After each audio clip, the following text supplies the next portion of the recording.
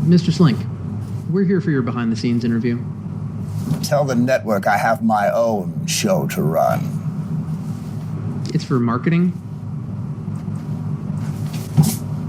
Those marketing halfwits don't have a creative hair on their balls. It's always some disembodied voice asking questions. Surely after 50-odd years of television, you could come up with something more creative. What do you suggest?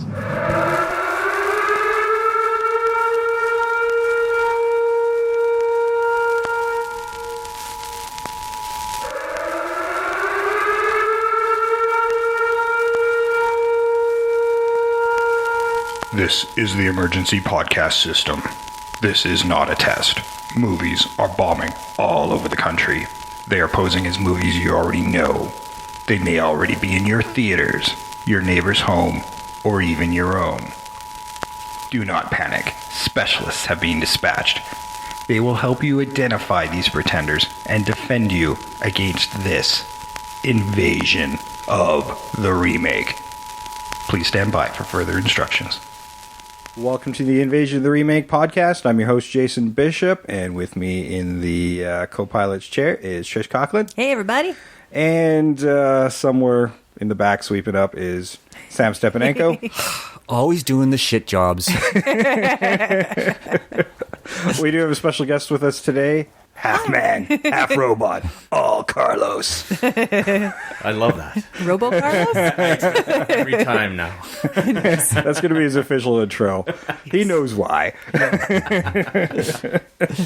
And if you've listened to that episode, you know why too. Exactly. That's right. And if you don't, then go back and listen to it. Listen, it's a good episode. It's a good episode. It's actually one of our most popular episodes. It's one of my favorites. I like it. There you go. It's good to hear. I feel like I contributed now.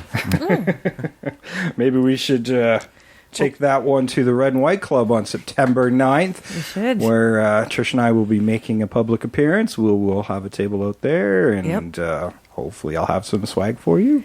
Yep, we're still figuring that part out. We're still getting there. It's getting close, but September 9th we will be appearing in Calgary at the McMahon Stadium at the Red and White Club for the Red and White Comic and Toy Expo, which I normally am selling wares for at my booth, but this year I'm like, let's do it for the podcast today, and so we'll be there promoting the podcast, and come and meet your favorite host and co-host, and you decide which one is which. Exactly. Have some fun. You can just come and look at us and be like, oh, you don't look like you sound. That's right. Yeah, you're not going to get to meet your favorite co-host because I'm not going to be there. Nice. Yeah, you got to work. Yeah. But hey, you might even see Carlos down there too if you know what he looks like, which you might not. Yeah. I fully embrace being the enigma. He'll be the Where's Waldo portion of our program. Well, Find Carlos. As I said, half man, half robot. Oh, Carlos. So if something fits that bill, it's probably him. Yes. Now, as I said last week, I was going to be short on time this week for viewing movies and editing and all that stuff. But we don't want to leave you without, right? So we're doing a dog's breakfast. Yeah, so this is kind of going to be a smorgasbord. And, or an all-day breakfast. And you know what? The one thing we never get to really talk about on the show is the kind of stuff we've been watching outside of the stuff for the podcast. And, it's been a big summer for blockbuster movies, and Netflix has been getting some interesting stuff up on their queue as well. Amazon Prime, everything. There seems to just be this amazing amount of content coming out right now, and high quality content. So, not to say we're watching high quality content, but that's what I kind of wanted to discuss today. Is what have you been watching? It sounds kind of menacing when I say it like that. It does. It sounds like a Big Brother. So Trish, what have you been watching? Oh, now she's a wrestler. Well, I'll tell you what I've been watching. What have I been watching hard? What have I been watching great?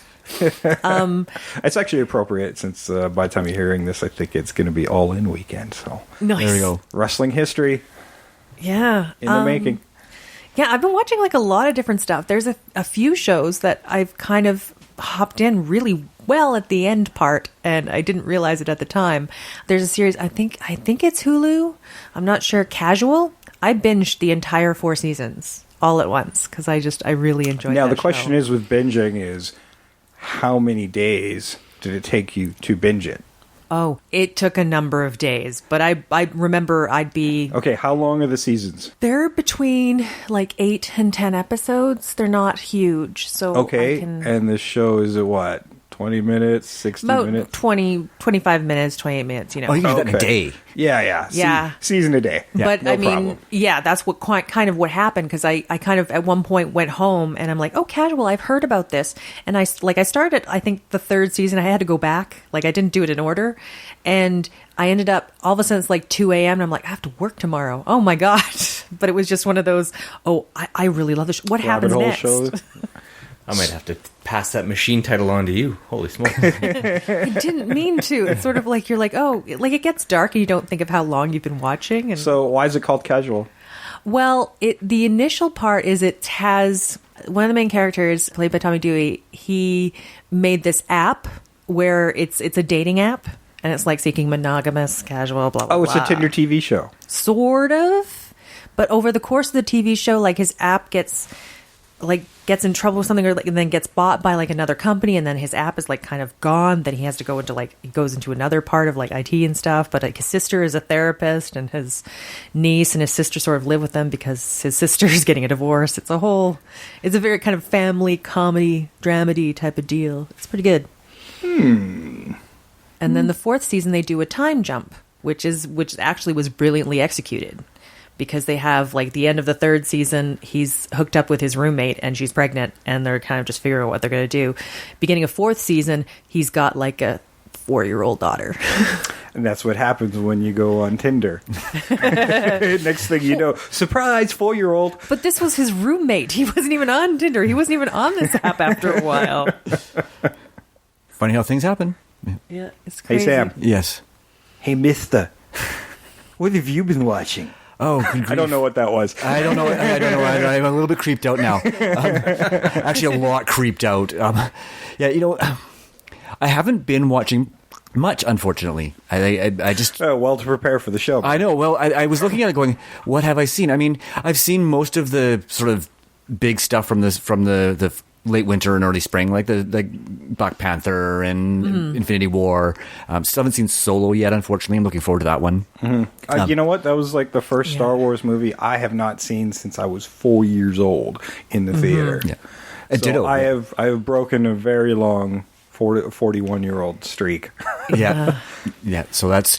But you saw that, Carlos, didn't you? I did, yeah, and you know what? I quite liked it. I think it fell prey to the release window that it came out in, and a lot of the drama surrounding the Star Wars franchise right now, as far as their fan base. I think between the critical backlashing of Last Jedi, plus all of the public production problems that Han Solo had going in, like it was very public, oh, we lost our director, that sort of thing. And I think people kind of made up their minds early that, this one's going to be a stinker. Absolutely. And you know what? Ron Howard did an admirable job based on the time that he had afforded to him to finish that movie. And to almost entirely reshoot it. yeah, absolutely. And there's maybe one scene at the beginning that you could say the original directors probably had a hand in based on their stuff previous, but outside of that, it very much feels like Ron Howard built that movie from the ground up, and it was a lot more refined and finished than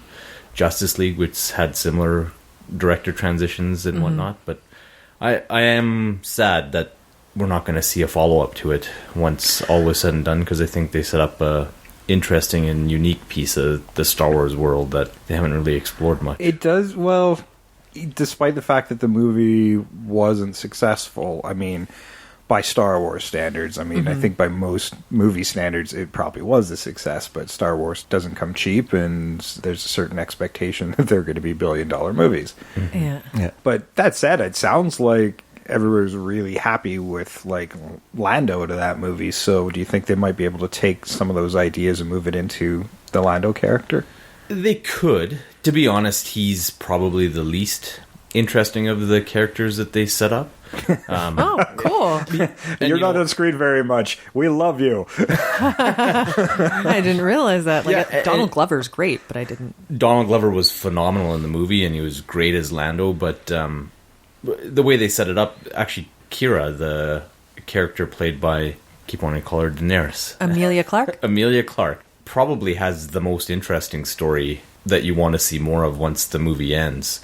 And so if I was to King of the World do another Star Wars movie spitting at a Solo, it wouldn't be Lando or Han Solo. It would be Amelia Clark's character, and a bit of what led her either to that point or what the fallout of the movie is for that character. Ooh. Yeah, no, I am really looking forward to seeing it because I've heard positive things about it from people that I trust.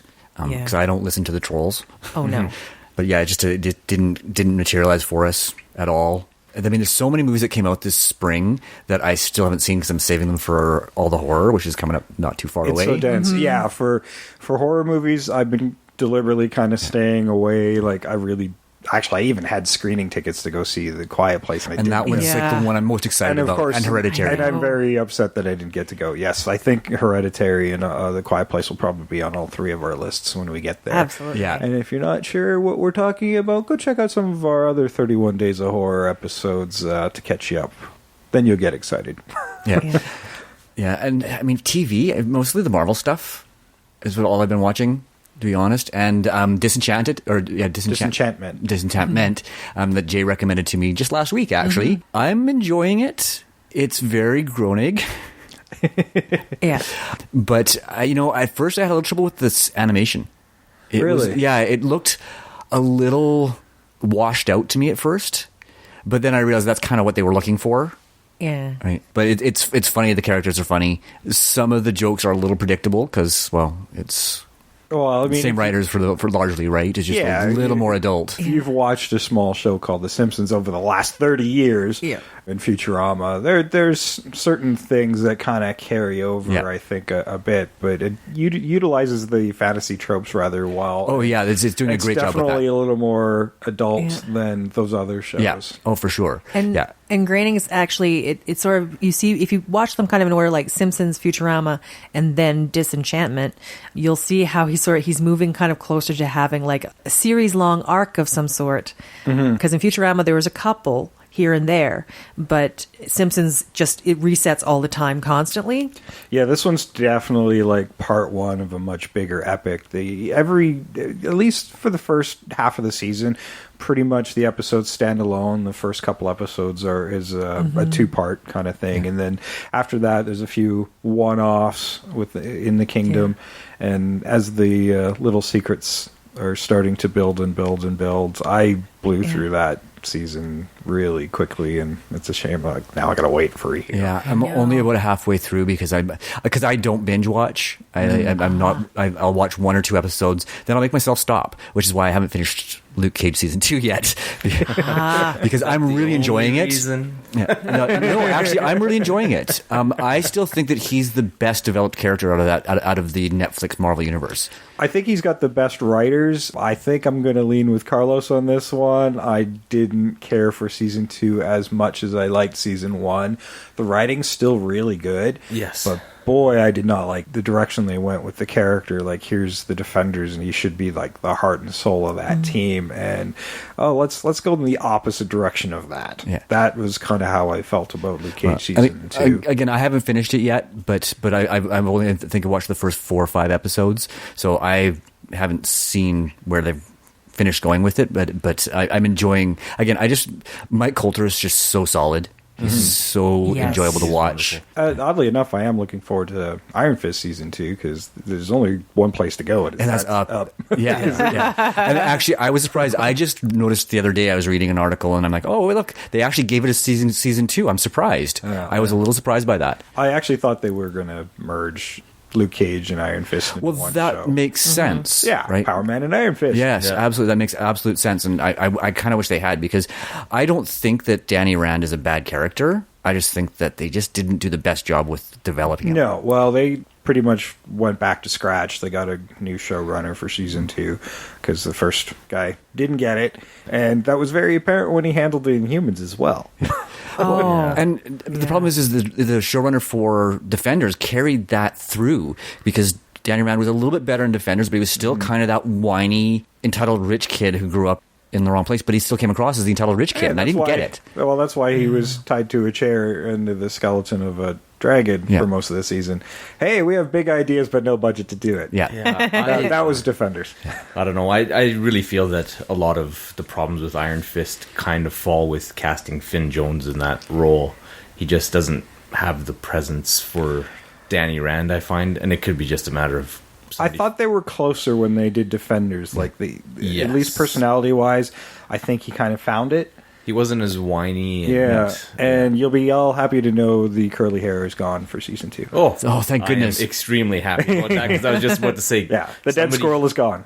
shave him and comb his hair, and it will be moving in the right direction. Yeah. No, he's starting to look more the part now. Yeah, They even have the half masks in season 2. Well, yeah, I saw that in the little teaser there. Yeah. But you can have to. You're bringing in Davos. Yeah, well, if it's for what it's worth, rumblings are that Iron Fist season 2, at least from the critics that have watched the first half of it or all of it, have said it's significantly better than season 1. Well, yeah. You watch something like the first 2 seasons of Daredevil, and then you watch Iron Fist, and you're like, where's the martial arts? Yeah.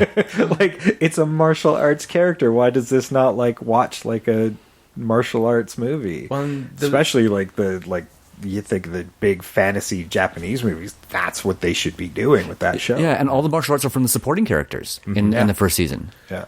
the biggest thing was that Danny just wasn't compelling. He's got a really great story if you tell it properly, but in this, so much of that first season just drove me bananas because you could move things forward if you just had a conversation, but yet Danny refused to talk to anyone and would always speak in riddles and Yeah, I don't care about that. I just want to go back. Yeah. Right? That's all it was. Is I don't care about that. I just want to. There were no motivations on that show that drove the characters properly. No. Like, you watch that full season and you're like, why is anybody doing anything that they're doing on this goddamn show? exactly. What's funny is I can imagine you sitting here, but you're not just thinking that about the characters. You're just looking at the actors in the direction. Be like, why is anybody doing any of this? We're not getting anywhere. Why? Yeah, it was a futile exercise for that first season, but I am looking forward to the second season because I think the character itself deserves that second chance. Mm-hmm. Right, and we'll see what they can do with it. But yeah, I think part of the reason it didn't do so well is they never accomplished the look. Like, I mean, even with Daredevil season 1, you didn't get the costume until the end, but you at least had a semblance of it. Mm-hmm. Yes. With Iron Fist, you never got even a semblance of the costume or the look. There was one picture in one episode of a previous Iron Fist that was wearing the proper Iron Fist mask. Yeah. That was it. Yeah. That's the only time you got Even it. with Luke Cage, the nod to the old costume was really apparent right in the very first episode, right? Which is hilarious because nobody expected him to have the yellow shirt and tiara, but they still went out of their way to include it. And yeah, she saw his reflection and he say like "damn fool" when he looks at himself. Yeah, no, and it was great. It was a great nod, and it was funny. But it was there, right? Yeah. And I mean, Jessica Jones. I mean, Yeah, I like Jessica Jones. So do I. I think it's great. I don't know that she'll ever have a look, or I didn't even know she has a classic look. It's not a character I really know. Yeah, right? no, the jeans and leather jacket is the classic look. There we go. So they accomplished that right off the bat. Yes, they did. Yeah, and they took her character a long way in that second season, and by the time I finished it, she's right up there, shoulder to shoulder with Matt Murdock as my favorite of the 4. Nice. And going into that, Danny Rand was probably my favorite based on being just a comic book guy. And God, if it's any indication as to how much I dislike him, my wife trolled me by changing my profile picture on Netflix to Finn Jones, Danny Rand, and then locking me out of the account so that I couldn't change it. That's genius. That's the funnest thing to do. Oh, it was hilarious. I was like, what is this? Why? Because it's funny. Yeah. That's the regular mortal low stakes villainy that we can do. Yeah, this is my evil genius. Yeah, well, I think with Jessica Jones, and this is actually a question for everybody as well, as you're talking about how bringing in the look, the actual costume and look of something. Like with Jessica Jones, like that look is something she can just wander through life in. So do you feel like maybe part of it is sometimes it's hard to organically bring in what on the page looks great but might not translate? Well, she's so kind well. of built for TV the way she was developed as an investigator. Like, she was retconned into the Marvel Universe as a comic book as a character who's a kind of a failed superhero, but never existed in the time that they presented. So, yeah, she did have a superhero alter ego called Jewel, I do believe. Okay. But her story begins with Brian Michael Bendis as this washed-out detective. Okay. So, the leather jacket and the jeans, that's how I see that character, and the white with the purple sash is just the comic book thing that we never really got to see. Well, they had a nod to it, just like Luke Cage, didn't they? She was going through her old stuff at Trish's house, or Trish's mom's house, and they pulled it out of a box or something. I don't even remember that, but yeah, they might have, I kind of think, unless I made it up, but yeah. That might have happened, yeah. Yeah, they kind of showed a white piece of clothing coming out, and that would have been what it is. Yeah. I would think that would be fairly unremarkable and unmemorable to put on television anyway. It was a fairly It's plain just costume. an Easter egg, pretty much. Yeah, and it's one of those things they're not even acknowledging that is part of her past. No, exactly. She basically starts to exist at the start of that first season. Yeah. Right. And then the backstory is sort of told through that first season without giving you too much about the time between. It's the events that led to her being who she is, but there's no filler in between those events and now. Right? Exactly. And to Trish's point about the costumes, I thought they had a few great little barbs or whatnot with Matt Murdock needing to conceal his identity and wear the costume and stuff during the Defenders, where she's making fun of him and the fact that he's the only one that has to cover himself up. And I don't know. I quite enjoyed those moments that they wrote into that. Yeah, honestly, the best parts of Defenders were those quieter moments. Oh, Nice. absolutely. And the moments I love I'm you guys know more about comics books than I do, but sometimes when I'm watching movies like that self-awareness that comes in when they do that is so entertaining, because you're like, yeah, I get it. That's a good question. Yeah, early in the season, at least for Netflix, around April, they dropped Lost in Space, which was another one I really loved. I'm actually thinking about going back to it again, because we're probably still a long way off from season 2. Yeah. I really liked that one. Not everybody was into it as much as I did, but it had everything I liked about the original series in it, and reimagined it in a fairly creative and updated way, rather than having the robot being initially something reprogrammed by Dr. Smith. It was this robot that's been built by aliens to attack the humans, and when it was rescued, it crashed on this planet along with everybody else. And then Will Robinson rescues it, and it becomes loyal to Will Robinson. Later on, it gets reprogrammed by Dr. Smith, so everything kind of falls back into place. See, and that was my issue with the series, is I had real issues with Dr. Smith. I like what they did with her, but I didn't like, and I hate to say it, but I didn't like Parker Posey in that role. I'm tired of seeing play that character, I think. Yeah, well, you're not supposed to like her. No, but I just didn't. I can enjoy a bad guy and still not like them. I just didn't enjoy her in that role, which is really unusual because I'm a big fan. But I think it's because I'm tired of her seeing her play kind of the slightly crazy bad person, because she's almost been typecast in that role now. And I think that might be why I just couldn't get past it. And all I saw was Parker Posey playing the same character she's been playing for the last 10 years. Like Blade 3. Yeah. Yeah, exactly. She played that character. Like it what's funny, just redo Lost in Space, but have like the Waiting for Guffman group around her, and then she's not so bad. Like Corky's the captain. Yeah, and I mean, I really enjoyed her up until she actually got connected with Robinsons. I liked the way she manipulated her whole situation up to then. I really enjoyed it, and then then she kind of lost me when she hooked up with the Robinsons. I find her later on, like, her self-preservation motivations were getting weaker and weaker. Yeah, and I think that was part of it too. And I mean, almost too much backstory for that character. as well. I think that her switching roles with her sister and all that stuff just seemed like too much. It's she switched roles with her sister to get off a planet that was dying, to steal the real Dr. Smith's ID to go on this journey. It's like, oh my god, who the fuck are you? It just seemed it seemed too convoluted, I think, for the rest of the story. Because the rest of the story is actually relatively simple, and they were trying to add too much drama to that particular character. And I know they're trying to give her motivation and for the stuff she's going to do later. I think they'll soften her up if they follow the same pattern as the original series. She'll become a little more likable as we go along, I think. I don't want her to be likable. I want her to be enjoyable to watch, though. I mean, I mean, the original Dr. Smith is always self-serving. Yeah, I mean, I loved Gary Oldman's Dr. Smith in Lost in Space. The movie. Oh yeah, the movie. Yes, loved that. But then Gary Oldman can do no wrong in my mind. To be honest, I don't think I've ever seen a performance where I didn't enjoy him, even if the rest of the movie sucked. That would be a case with Lost in Space. Hey, he made the Rastafarian role in Predator 2 compelling. So, oh my god, yes. If he could do that, he deserves that Best Actor Oscar that he just won. Yeah. So weird. Romeo is bleeding. Like you despise him, but you're like, damn it, it's Gary Oldman. I can't look away. Yeah. Right. You and I used to watch that one quite frequently. Quite frequently, that one. And Rosencrantz and Guildenstern are dead. Oh, brilliant in that. But him and Tim Roth, how can you miss? And I really wish they had done more roles. I think they would have been a great pairing, sort of through the acting duo through time. I mean, that's just like when we talked about Running Scared, where Billy Crystal and Gregory Hines had such great chemistry, and we never got to see it again. Yeah. And I kind of feel the same way about Gary Oldman and Tim Roth. Is like, why don't we get more time with both of them on the screen? Right? I mean, Tim Roth has kind of moved into TV, mind you, but that's my wish list, and I got to remember now. I need to watch the second season of Tin Star.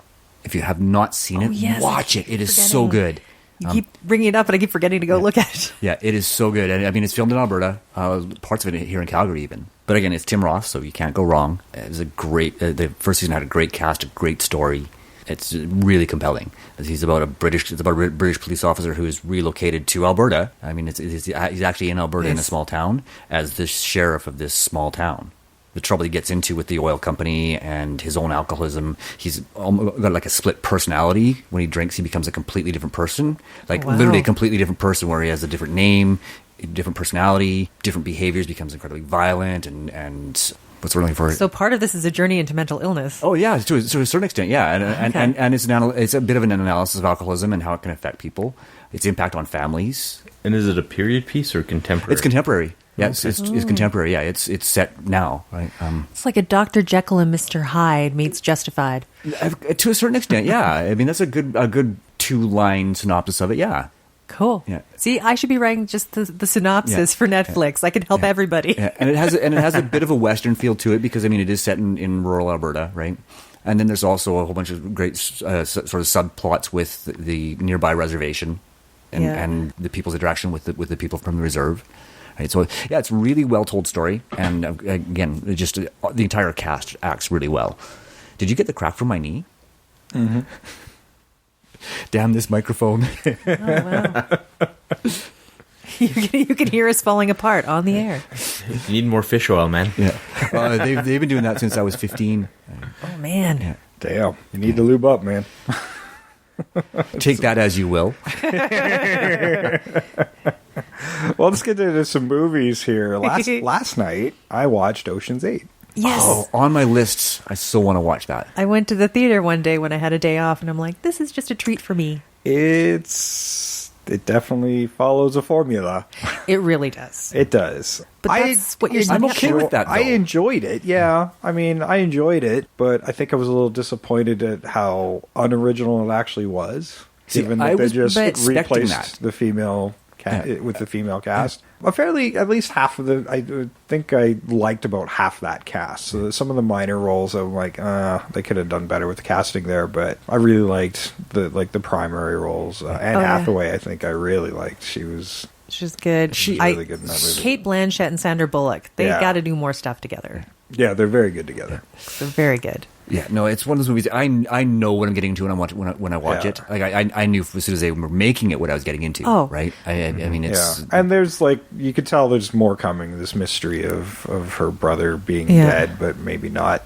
Well, Ocean's, like, as soon as Ocean's 11 came out, and once 12 and 13, you know what you're going to see with 12 and 13. So you can't be surprised when 8 is the same deal. yeah. Well, and that's kind of what killed that Oceans franchise, is that people got tired of that formula. So I think it is a positive step to have the all-female cast and whatnot, but hopefully... Oh, with the- but now that it starts. they're set up- It was already kind of disappointing to me right out of the gate when she's getting out of jail, just like Danny in the first one. Like, oh god, this is like if this is going to be a beat for beat But kind of soft remake. We've done this before with the Star Wars movies where I'm but- like, this is kind of remakey. But I liked the addition of it where, like, when Danny's getting out, basically all he's really doing is getting back at this guy for dating his ex, whereas she got put in jail by her damn ex. It's true. I mean, the And motivations that's are different. definitely a stronger motivation, I feel. Yeah.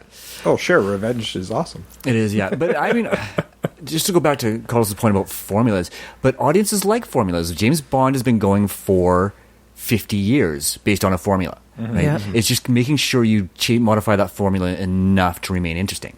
Right? And I think that's where they failed, is bringing back the Andy Garcia character in the third one just made everybody feel like, oh, you're just going back to the same old shit. And Right? I think that's what killed it. Well, and you're right about the formula. The thing is, like with James Bond, it's so formulaic. You could make Austin Powers, and everybody spots those formulaic points. Yeah. If you can make a spoof of it, it's a formula, and that's just what it is. There's a lot of movies that are formulas. Like all the Marvel movies, I'd argue, are a set pattern, a set formula, and they've perfected it. Yeah. wisecracking hero, smart, somewhat animated sidekick, a kick-ass woman, just one, and then some big alien guy who's just strong but can screw up here and there. That's it, really. And a spaceship. There you go.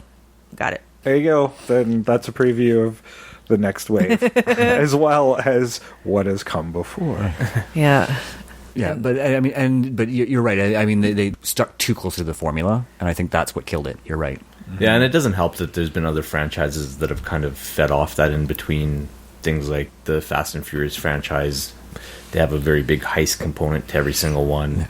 The Now You See Me movies that came out since the last Oceans, and this one very much. Yeah, see, I did not like that second Now You See Oh, Me. it was so tedious and boring. I love the first one. First one's so good. much, and then I saw the second one. I'm like, now I don't want to watch either again. And there's a third one coming on the way. Oh, really? Well, I hope they bring it back to what was working, Yeah. because I mean losing a character didn't help either. No. But that second one was terrible. But isn't it? This is part of what I think some of the downfalls of heist movies are. I mean, Fast and the Furious has sort of figured out a formula where they can get around it, and it becomes not so much about the heist, but anything else. But like at the end of a heist movie, if you've made that great grand heist, why are you doing it again? Yeah. And so there's no point in any sequels. Like beginning of Now You See Me, that end, that seemed to me to be a hard end. There was no reason to revisit it at all. No.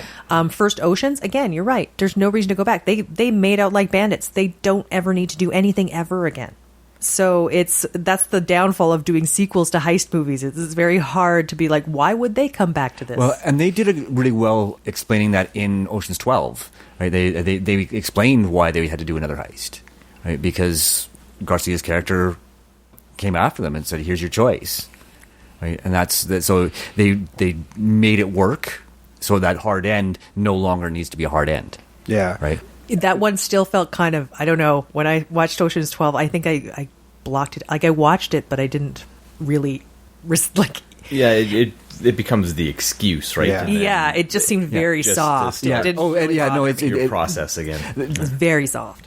Yeah, given the situation they put themselves in, to answer to your point, is they had no need to do anything like that again. So they had to come up with a device, and it's a soft device, but it's a legitimate device. Yeah, right? like I mean, the Fast and the Furious is what they've somewhat done. Is there's other times where they've come back to it simply because they didn't really completely, like the first one, the heists didn't actually succeed at the end. So of course you can come back in the second one, because Toretto's just getting away, but that's what happens there, right? Then 2, it's like a drug dealer, and then like 3 is That what was was it. 3? Tokyo Tokyo Drift, Drift, yeah. but that's out of order. So then like the next one is like a Mexican drug lord. Like there's other. It's not so much Tokyo the Drift first is Halloween heist 3. wasn't complete, so you can come back. Well, and they kind of restarted with 4. And definitely Yeah. with 5, and then they always find an excuse for them to get forced into doing This is Yeah. where they hit what I call the Expendables. Yes. What's a good term for it? The Expendables parable, the paradox, the Expendables paradox, Yes. where it becomes more about the in joke and Easter egg. Yeah. Like, oh hey, look, everybody in this movie, we've come put together all of our characters ensembles slowly over time, but Yeah. all these villains and things are from other car movies. Got it? Hey, Yeah. and then it happened in Now You See Me Too. Hey, guess what? That guy, he was Harry Potter. He was in a magic movie, and that's happening over and over again. And in some cases it works, some cases it doesn't. I think, as much as I love the lunacy of the Fast and the Furious franchise, I think it's lost something when Yeah. it started moving into the Expendables paradox. You know what it should have done? I love that term. I think we're going to make That's a t-shirt great. out of There's a that T-shirt, Expendables Paradox. But what I think what they should have done, and what I would have probably welcomed at some point, is like these guys keep coming back in, but they're the best of the best, and people keep seeking them out. Like The Rock comes to find them. Like just make them like kind of a Kingsman. Like just make them like their own kind of Secret Service thing. Make them that, and then the heist element isn't even there, but their heist skills come into play. That's funny. I just showed the first Kingsman to a friend this week as well, Nice. who loved it. It's great. The second one's a little weak, but the first one is so good. Sophia Patella. I made a promise not to watch the second one without him. So Nice. Well, it's so bonkers. It's so, crazy villainy. based on a comic book. Yep. Yeah, loved it. By the same guy who wrote the Wanted. Wanted and Kick-Ass. Yeah. That would be Mark Miller. Sorry, I couldn't remember his name, but yeah, I was talking Miller with with another an friend about Wanted and what a great movie that is too. Oh, we have a big We're disagreement very on different from Woman. the comic book. Yeah, Wanted, but it's Wanted. and I hadn't read the comic book, so I had no expectations, and I really enjoyed it. And that's always one of the conversations I think everybody has. And the is- spirit, I think, of the comic book's still there, though. Yeah, and same with Kick-Ass. Like, that was a great first movie. The second one kind of fell down a bit for me, but it was serviceable, I guess. Yeah. Well, it's always hard to hit that first height, right? Like everybody's hyped up to a certain point. No matter what you deliver is kind of probably going to be disappointing.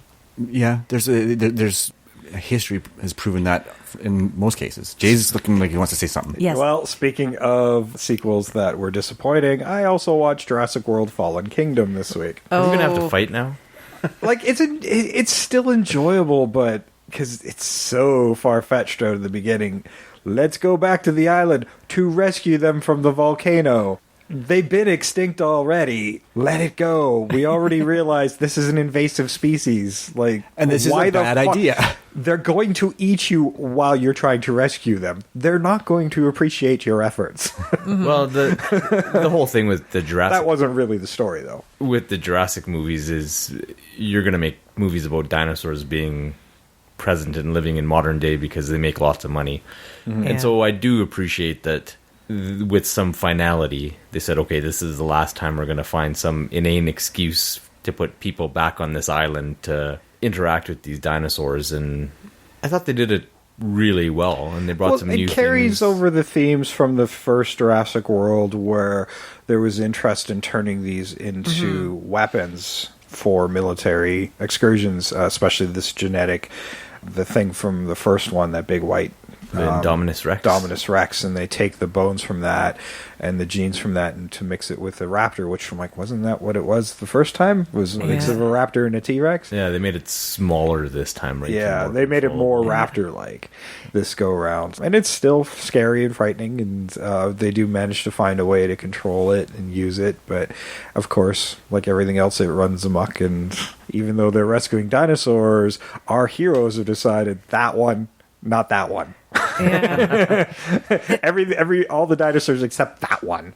We got to make No. sure that one never leaves the building. But they're through a child's mind, they all get released into the world. Spoilers. Yeah. And well, at least if we get another one, they will be out in the world now, so it will be Jurassic World. Well, and I wonder what they'll do to kind of expand on the concept of them all being released, because they'll all start riding horses and have shotguns, and it'll be Planet of the Dinosaurs. Damn you!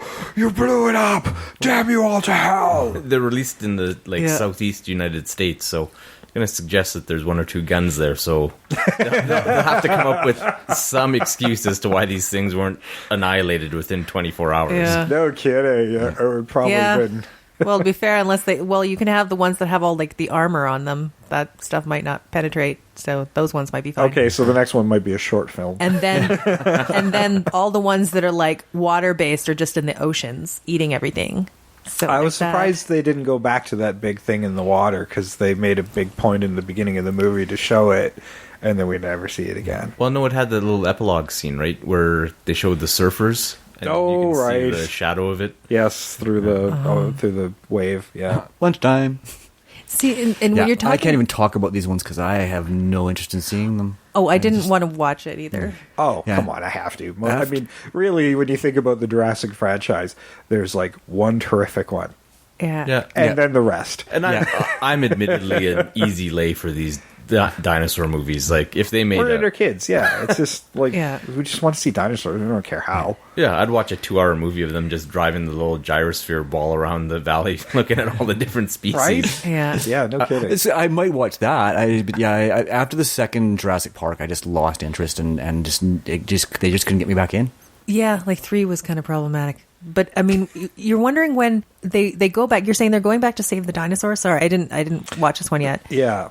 So This is Bryce, and it doesn't make a whole lot of sense because it's Bryce Dallas Howard's idea to go back to save them. There's been a decision whether to rescue them or leave them to die, and she's leading the charge to rescue them. It's definitely a commentary on. So dinosaurs, they've just used genetic material to create and clone. They need to get the For actual somebody who's dinosaurs getting back, chased not a just lot. a portion of the dinosaur, and then just make more. No, they figured they just deserve a second. Like, we've created them, we should give them another chance. I'm like, yeah, you put them on an island, that's going to blow up. Right. It's kind of like going, you've already played God with them. Why don't you just like cut off a they've piece gone of each extinct one and for just a do it reason. again if you're so hard on for it? So I don't know. I'm like, how were you planning to get them all off? Like, these are not Giant puppies. creatures. Well, and there's a few things, right? Because they made a big deal about going back to Isla Nublar, which is the island from Jurassic Park and Jurassic World, to save this set of dinosaurs that's there. Where the reality is that Isla Sorna, that has this massive dinosaur population that was in the Lost World and Jurassic Park 3, is still there. They just don't talk about it. Right. Yeah, that's I'm conveniently ignoring the facts. They just forgot about it. They just misplaced some dinosaurs. Yeah, and Chris Pratt's character, he's like, let him die. But what about Blue? Maybe I'll go get that one. I like that one. I'm like, the motivations were just dumb. The motivation for that was audience reaction to Blue. That's what the motivation was. We loved Blue. We need out a of hero everything else. dinosaur. Yeah. Well, but as the guy that has little kids at home, my daughter absolutely loves Blue. Like, absolutely loves. Oh yeah, Blue. it's the Disney moment, right? Sure. Right, If Blue the dies, Disney that's paradox. There we go. It's not as good as the Expendables paradox. Okay. Blue is just a very violent animated Disney movie sidekick. Yeah. Like if you imagine what would be a good movie to do this for, like where it's I don't know, like Frozen, but instead of a snowman, it's like a raptor that'll rip people apart in a moment's notice. I like the final bit where they're like, well, like saving us kind of thing, and come with us, we will take you to a place that you'll love. And the dinosaur Blue looks at the cage and then looks back at them and he's like, fuck that. Yeah. And runs Oh, off. hell yeah. He's like, look at all the food.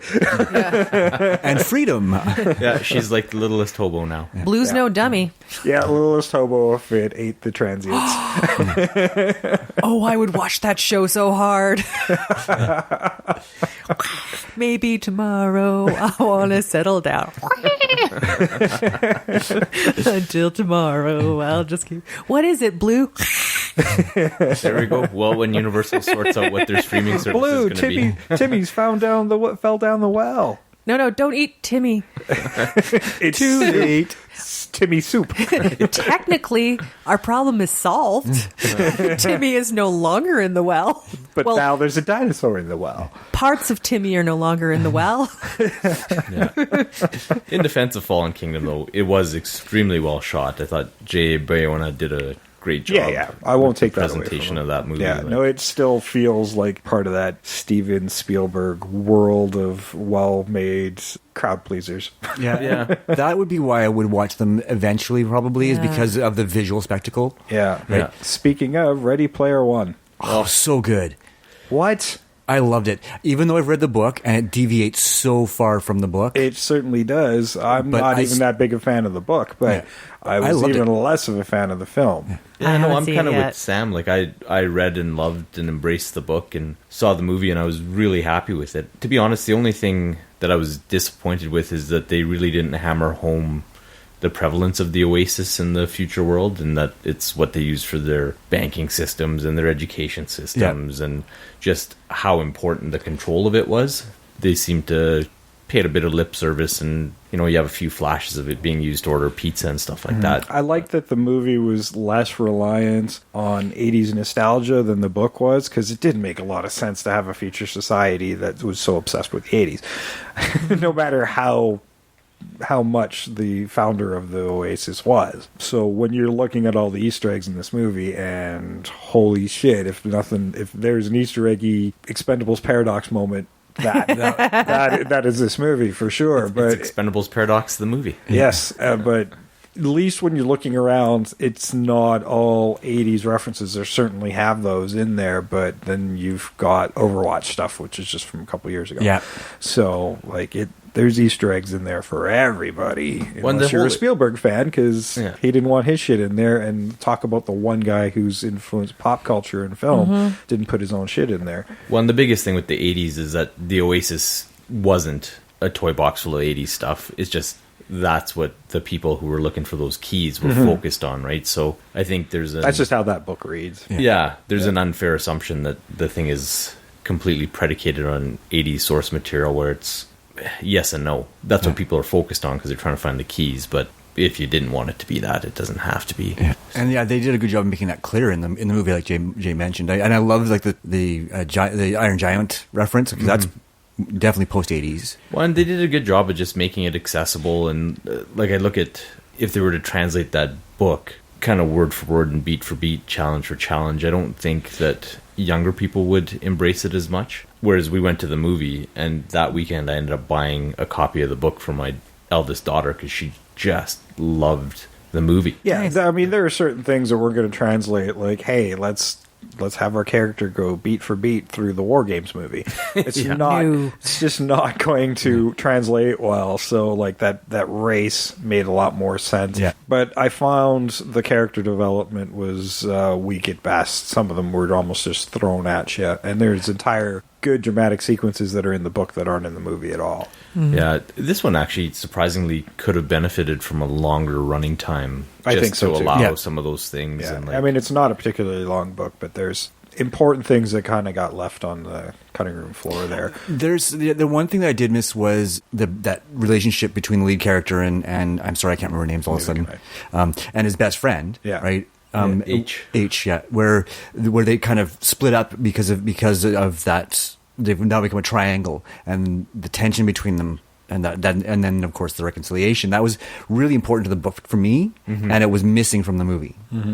Right, so you're right. A slightly longer running time, and I think, as somebody who read the book, I didn't. I mean, the relationships didn't seem to develop in a logical way. No, and there's one bit I didn't like, and it still bugs me. I've watched it twice now, and in both times it bugged me. Is the way they changed the way that scene where they kidnap him and bring him over to their rebellion center, and because that wasn't in the book, and it didn't. It felt really shoehorned in. It felt like it's just there as a device to get them to meet in person instead of doing it organically like they did in the book. But it's also set up so much right later on in the movie. So it's hard to say, but it didn't feel right to me. It didn't feel like it belonged in the movie. Yeah, and I can't remember in the book how the two of them, Parzival and Artemis, met face to face. Yeah, I don't remember either, to be honest. I think there was some kind of rescue. Well, wasn't There was, yeah. And yeah, when they got taken to our lead character was taken to the detention center. Yes, right. And that's the other thing they changed is Parzival was the one who was in the detention center. Yeah. Yes. Versus Artemis. So that they flipped that role, and it worked fine. It actually worked really well for the movie. It was fine in the movie. Yeah, and she rescues him. That's right, and that's how they meet face to face. So, and again, it worked really well. I didn't care for it. Yeah. I don't want to watch it again. I haven't seen it yet. It's just a fucking big cartoon. And Yeah. I like big cartoons if they're intended to be cartoons. Yeah, I was actually surprised that there wasn't more sequences in the real world, which probably would have helped with that character development piece. Yeah. But yeah, for what it was, I thought they did a great job, and like my kids love it. So I guess mission accomplished for Spielberg and Warner Brothers. So Yeah. Right. And I mean, I guess that comes from having low expectations of most movies now. Was that movie successful?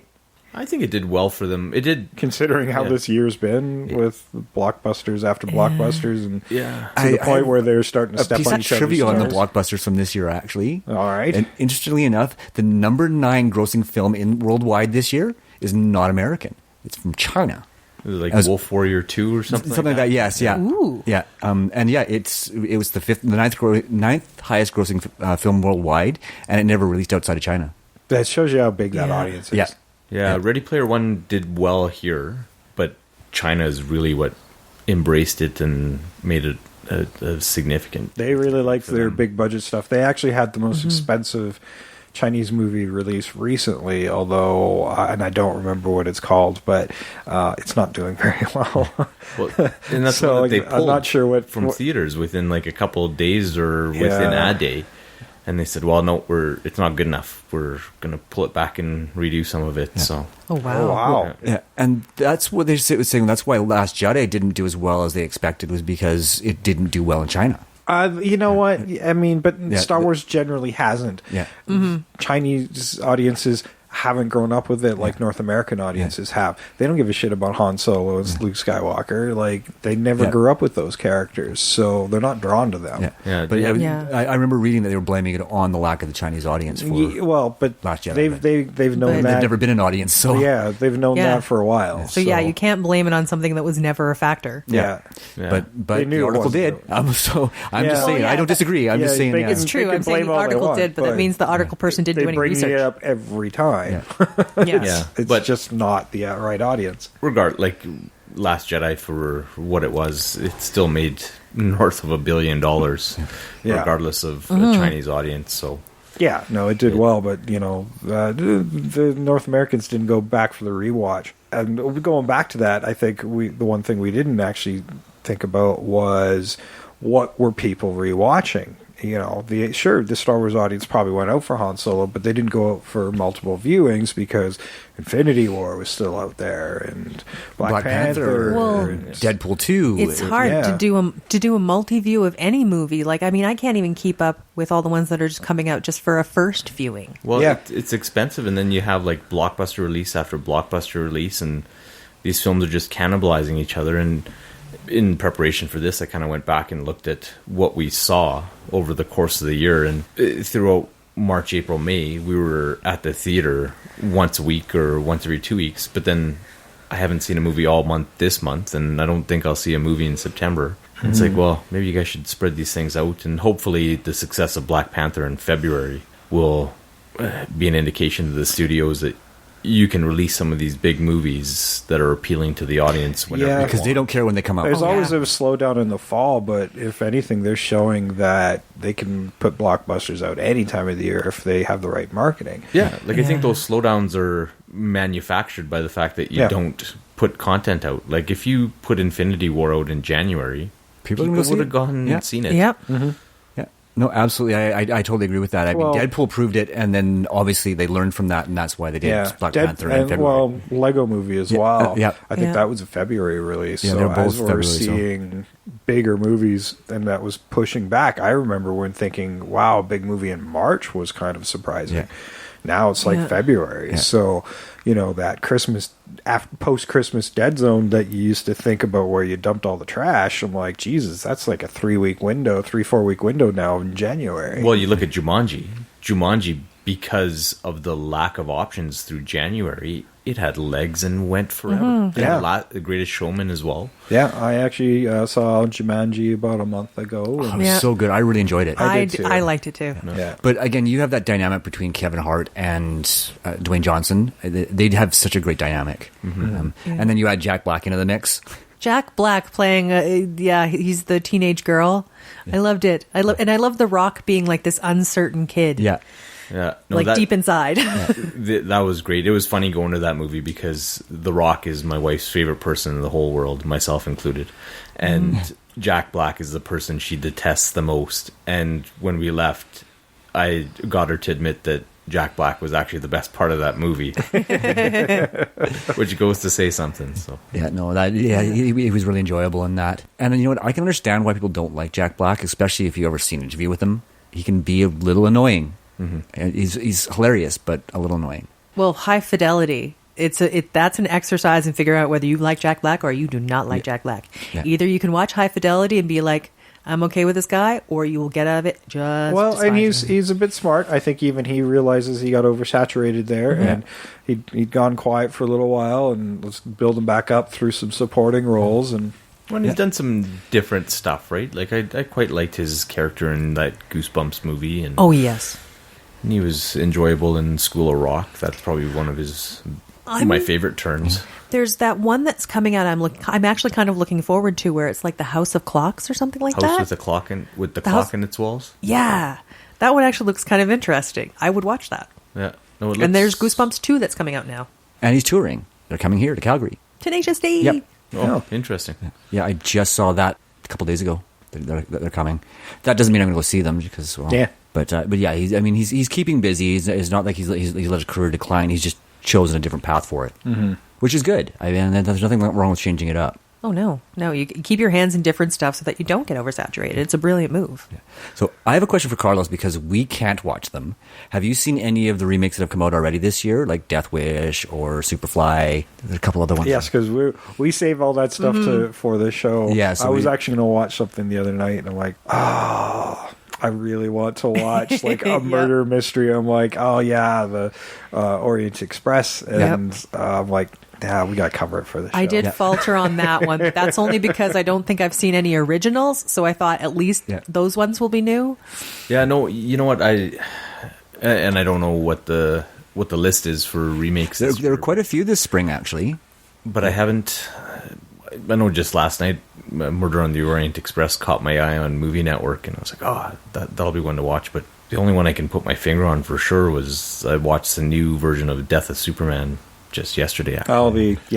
The animated that was a weird movie. one for them to go back to the well on, but Wait it till was you good. watch it. I watched it. Oh, it's I watched phenomenal. it. Yeah, it was. I'm like, well, I liked it when they released it the first time as Superman Doomsday. You know, even in that one, every time he died, it was like, oh my god, he's dead. Yeah. And then this one, another retelling of that story, but obviously meant to extend into the Reign of the Superman storyline afterwards, a little closer to the comic book. And again, like, why is it the two animated versions of the Death of Superman watch better than the book read?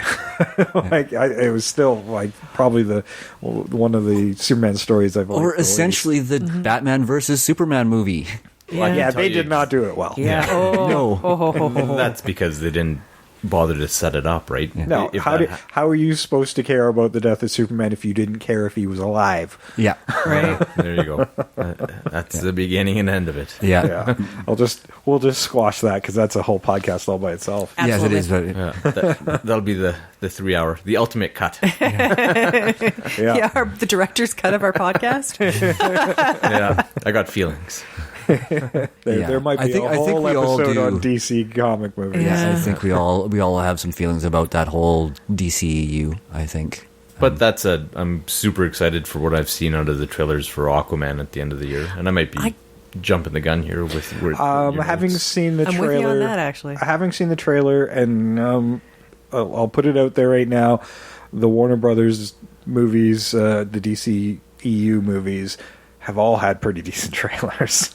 So I'm a little suspect about it, but really diving in to analyze it, like, it looks great, but it looks busy. There's a lot of information just in that trailer alone. Yeah. And Like, that's they're been not just introducing Atlantis, but all 7 realms. Yeah. So, and I think that's been the problem with all of the DCEU movies is there's so much information to process in all of them. They're cramming too much in. I mean, Justice League, I can't even remember how it ended. I know I watched it. Which one? Sorry, Justice League. Justice League. I was trying to remember the other day. I'm like, how did it end? Superman came back. They Yeah, kicked the crap Superman out of came back. Steppenwolf, and he got sucked back to Apocalypse. Yeah, got because he had scared. fear. yeah. All of them were in And this very Darkseid was, remote Russian village where they were saving people. Didn't Steppenwolf get murdered at the end of that? Well, I think that's the Snyder cut. Oh, The infamous Snyder cut is The fictional Snyder. Oh, okay, yeah. Wonder Woman broke his like axe thing, and then all the creatures that fed on his fear, and then took him back into the. Yeah, and see, the only thing I remember from that movie is Aquaman. So I'm actually excited for the Aquaman movie because I think he was actually the most entertaining character. For one of the characters that hadn't really been established outside of just minor cutscenes, he does stand out because he's boisterous and fun, and I think they're going to play him off like Thor, kind of dumb. Well, He does not come across as dumb. As we've discussed before, I think Thor just seems dumb as a sack of hammers, but Aquaman seems like he actually can tie his own shoes. I like him better as a character. yeah, and James Wan gives me a ton of confidence, and he himself has said, Warner Brothers gave me a lot of room to do what I wanted to do the way I wanted to do it. I guess his inspiration for the movie was Lord of the Rings, obviously, kind of shows in some of the Atlantis fight stuff and the battle for the crown and whatnot, but for the rest of the movie, Raiders of the Lost Ark and Romancing the Stone, which you could kind of see with the questing kind of things they hint at in the trailer with All Arthur good things and to Mara, pull so. from. So. And unique in the genre. Like, we haven't really had a movie like that, a quest type movie, so. No, and it's kind of what I wanted out of the Thor franchise. Yeah. That, sadly, after Ragnarok, I realized I'm never going to get. Like, I wanted that big, epic Lord of the Rings thing happening with all the big realms. Like, just keep Earth out of it entirely, and let's see the Asgardian lore on the screen. It seemed like the And second one they just tried. destroyed Asgard. Yeah, and then they wiped it all out, so, Yeah.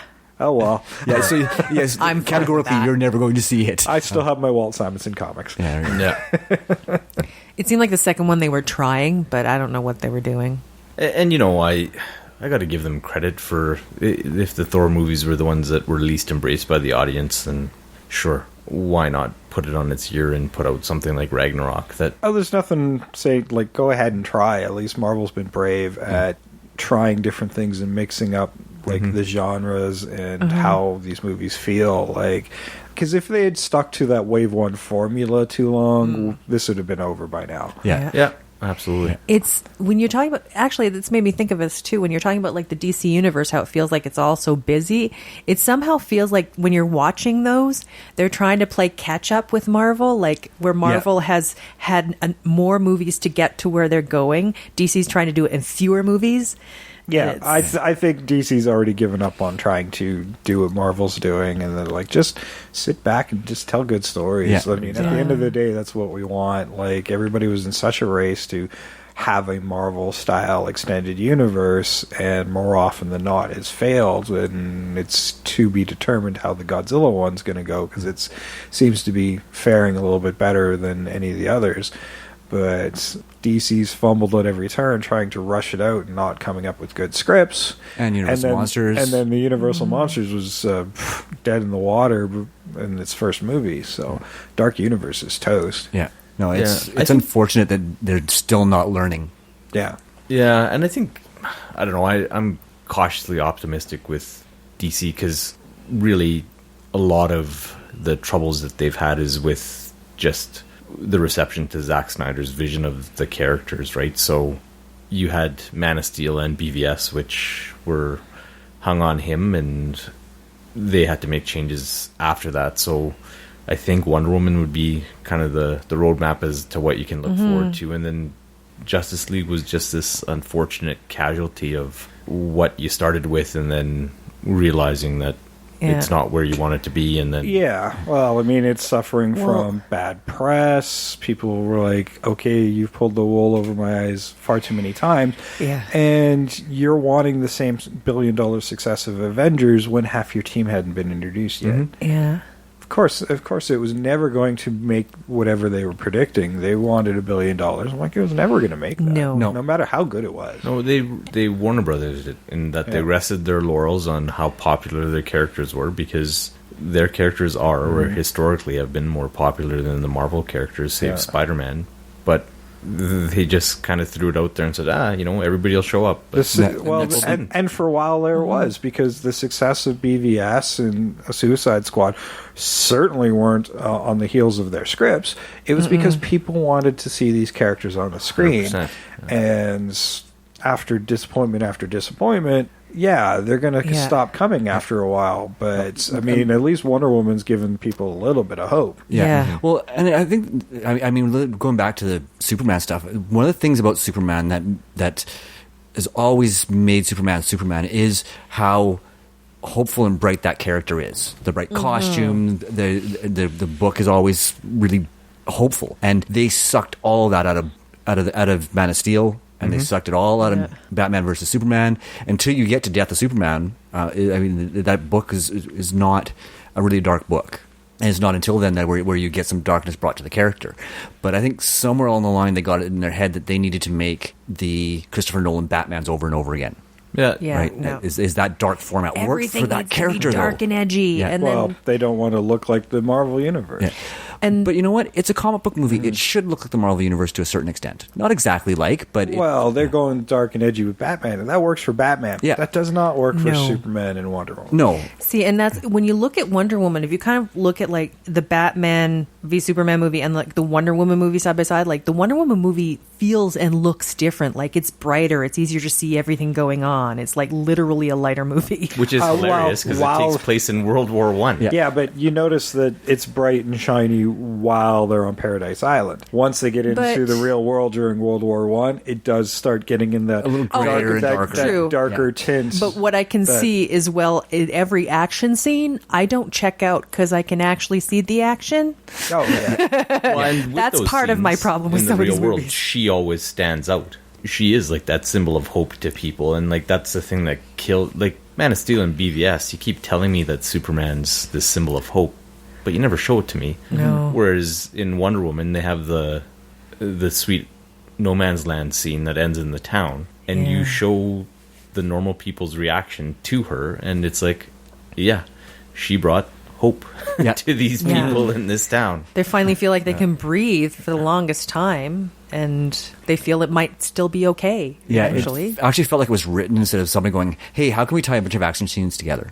Yes. Right? And I think that's part of what DC's done is, I mean, Suicide Squad did it, Batman versus Superman, they're all about the action scenes, show these heroes in their costumes fighting instead of telling you the story. The best example of that, like I fully believe that with BVS, like it, don't get me wrong, it is a beautifully artistically made movie, but it just doesn't have any narrative to it because Zack Snyder wanted to film cool moments and get those on screen, but wasn't concerned about the story around it. Like the best example of that was like the fight with Doomsday at the end. You have this spear that none of them know that Lois Lane is there trying to retrieve it. They all go there for it, but yet none of them go to get it. But he leaves Batman running around simply so that he could have that homage shot with the lightning for the Dark Knight Returns cover. Yeah. And it's like, dude, concentrate on telling the story first and whatever. Not that in as a everybody stinger. can make Jackie Chan movies. Yeah. But Jackie Chan, even then, I don't think, like, when I'm watching an action sequence in a Jackie Chan movie, like, oh, okay, so that's why he's fighting with a ladder, because he's in a Home Depot. It makes sense at the time. Yes, right. But that's because he actually does do that. He choreographs his fight scenes first, then he writes his script. Yeah. Right. But he tells a story around those fight scenes. Yeah. Yeah. And the location makes sense. When they're fighting there, it's not, doesn't seem out of nowhere. It's done purposefully. Yeah. Another comic book movie I actually saw just this past week. It's now on Netflix. It was a smaller one that didn't get a huge theatrical. Probably was more in the art house. Was I Killed Giants? by Joe Kelly. Oh, you know what? I just saw that on my list, and I'm like, oh shit, I gotta watch this. Really good. Have your tissues near. Oh, okay, yeah, I gotta see that one. I've heard the name, and then I was like, everybody says it's great. I should watch it. It is. It is. Yeah. It's really about a little girl dealing with the reality of death of a loved one. Yeah. Oh, Yeah. It sounds Okay. akin to Monster Calls. In a way. Yeah. Yeah, because that was one that I was blubbering like an idiot Yeah. by the time that one came to a close. I remember that one too. It's like, it's really good, but it'll definitely tug on the feels. oh wow. There's nothing wrong with those. Yeah. Oh. Well, if you know what, if a movie can manipulate me that well that I am like sobbing, good on that movie. You've told a story that I am engaged enough in that I can't control myself. Yeah, and that's a sign of a good movie that if it can make you feel. Yeah. Yeah. Something other than rage because it was shitty. Yes, yes. And it's got giants. Awesome. Nice. There you go. Or does it? I don't know. Well, are the giants like metaphorical? Possibly. There we go. Watch it and find out. No spoilers here on that one. No. Well, I'm not going to. I'm excited now. I got to remember that one. It's very good. Carlos, you got any standouts that you want to talk about? You know what? I am that guy that's kind of the blockbustery movie guy. So if you've seen it advertised with shiny things and explosions, I've probably gone to go see it. But as far as kind of the Netflix TV stuff, I've been watching a few of the Marvel shows and at the endgame of Luke Cage, kind of waiting for Iron Fist and whatnot. Altered Carbon, and, So good. yeah, was excellent, and that was a pleasant surprise. I'll be honest, I haven't been able to get into it. This is another one where I read the book and it deviates far enough that it's interesting to me because I really like the book. And actually, I want to go back and read the rest of the series. I haven't yet, but... Yeah, no, I thought the production values were great, and the story was compelling and different, and it was really involved, and I didn't know if I would check out or not, but it ended up capturing me, and I was researching things and whatnot, so that's a sign of a well-made show that leaves you wanting more, and I'll be curious to see where they go for their second season. I'd heard Anthony Mackie has been cast as Kovacs's next suit or whatever, so that'll be cool to see. And Star Trek Discovery was another one that I worked my way through. Really I got enjoyed- about halfway through the first season. It doesn't feel like Star Trek to me.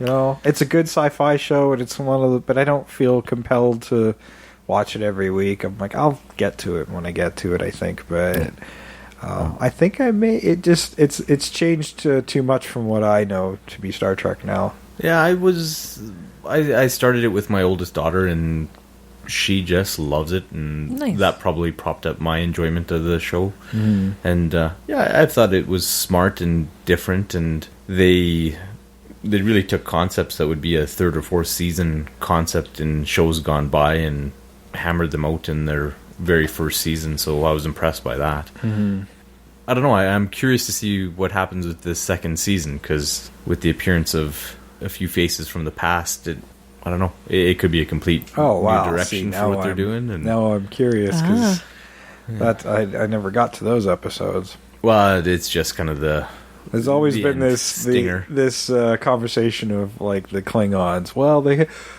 some people were theorizing that they haven't moved into their human guises yet, where they were on the Kirk series, and before we get to what they are now. But Enterprise kind of blows that theory out of the water, because the Klingons appeared in that as well, which would have been pre the whole let's make ourselves look a little more human.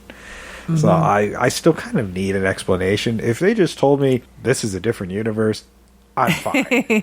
and Because we've already been through two. I'm Right. fairly strongly embraced that, although they haven't said it, that it's just part of the Kelvin timeline from the Chris Pine movies. And I'm fine with that Okay. too, especially now that Chris Pine has recently, just as I think this week, has said, I'm done.